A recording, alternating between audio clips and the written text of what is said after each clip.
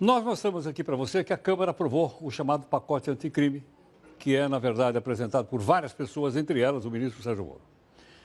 Mas tem algumas coisas que foram aprovadas que podem chamar a nossa atenção ou alguma coisa que deveria estar lá e ficou de fora? O doutor Pedro Ivo Iocói, professor de Direito Penal e advogado, gentilmente vai conversar um pouco aqui conosco. Pedro, boa noite. Muito grato por atender aqui o Jornal da Record News. Boa noite, Heródoto. Pedro, na sua opinião, alguma coisa importante ficou fora desse pacote ou você acha que foi o suficiente?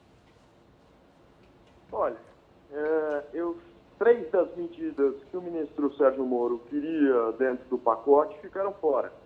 A prisão após condenação em segunda instância, que teve mudança de posicionamento do STF agora com o julgamento das ações diretas 43 e 44.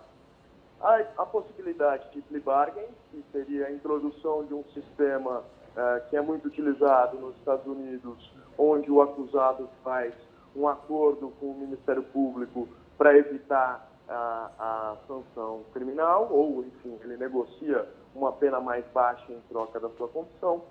E um terceiro, a ampliação das hipóteses de interrogatório por videoconferência, o que faz com que o juiz possa fazer de forma distante algo que a jurisprudência entende que é direito do acusado de estar ali presente com aquele que vai julgá-lo.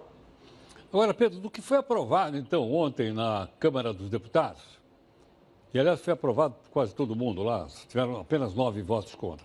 O que você distingue de importante do que foi aprovado? Bom, tem muitas coisas importantes aí nessa primeira aprovação. O tempo máximo de prisão subiu de 30 para 40 anos. Esse é um ponto importante. Se criou uma hipótese de confisco de bens quando a pena for superior a 6 anos. Temos uma regra de suspensão do prazo prescricional quando o processo estiver aguardando julgamento de tribunais de sobreposição, que seriam aqueles que unificam a jurisprudência, para a legislação federal, o STJ, e para a matéria constitucional, o STF. Tem a introdução do juiz de garantia de forma mais explícita no nosso ordenamento. Por enquanto, nós não temos essa figura bem marcada do juiz de garantia. Nos crimes contra a honra praticados pela rede mundial de computadores, pela internet, nós temos uma possibilidade de aumento de pena até 3 vezes a pena base. Tem a proibição para saída temporária em crimes hediondos com resultado morte. Tem também em relação aos presos, os presos perigosos podem ficar mais tempo nos presídios federais. Hoje eles podem ficar quase 1 ano, 360 dias.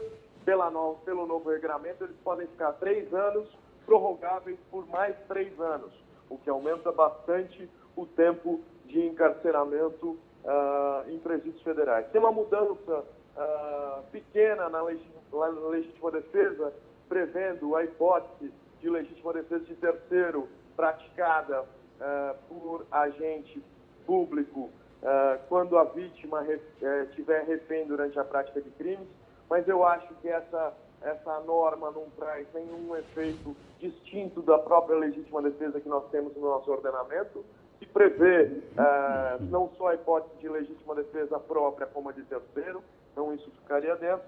E aí temos tema novo, que não estava no pacote enviado pelo ministro Sérgio Moro, que é em relação à delação premiada. Então, se criam ou se tenta criar algum sistema de freios e contrapesos para o Instituto da Delação Premiada.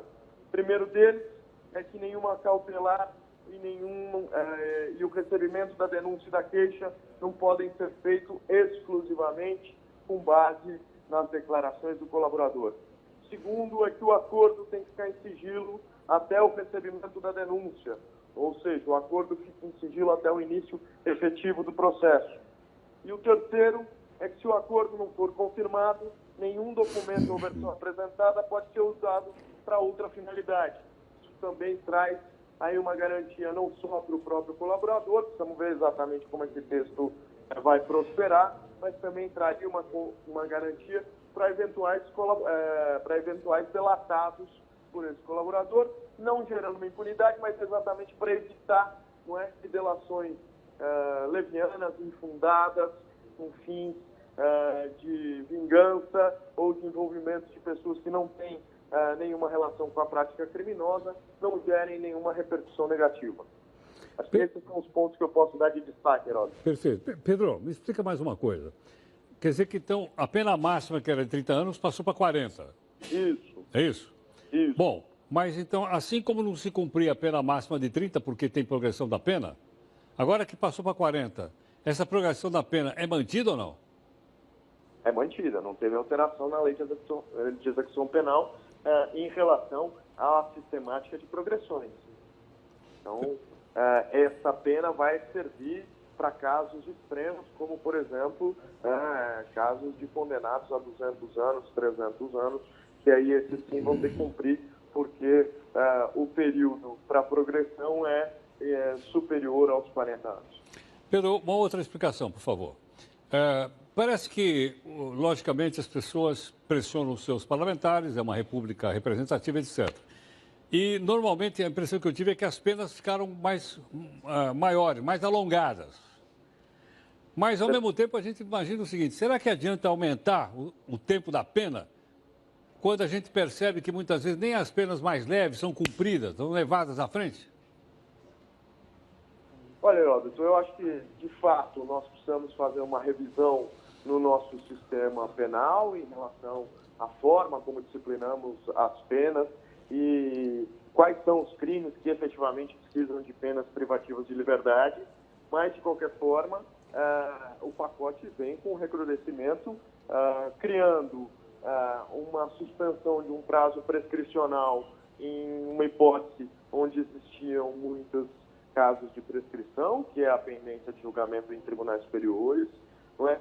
Traz, a princípio, algo importante para o nosso sistema, que é o juiz de garantia, que vai verificar se aquele preso ou se aquela pessoa que está submetida ao processo penal, ela tem as suas liberdades individuais respeitadas. Então, acho que o nosso sistema tem que ter esse tipo de previsão. Ele traz um aumento de pena significativo para os crimes contra a honra. Isso é outra coisa que praticados pela internet. Isso era outra coisa que era muito reclamada por conta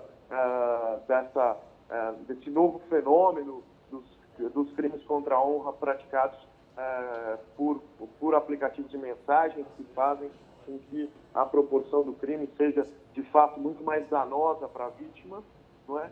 A questão da saída temporária, a proibição para crimes hediondos com resultado morte faz com que se repense aí a saída temporária e a utilidade dela, não é? De fato, isso é uma resposta para os vários casos que nós tivemos de pesos perigosos que foram para a saída temporária e que cometeram novos crimes.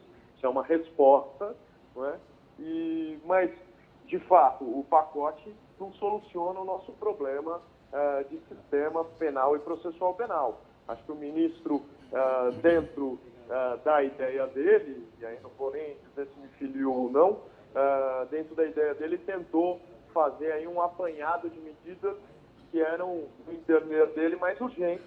E acho que nem o próprio ministro, nem quem o auxiliou na elaboração do pacote imagina que esse pacote vai resolver todo o nosso problema.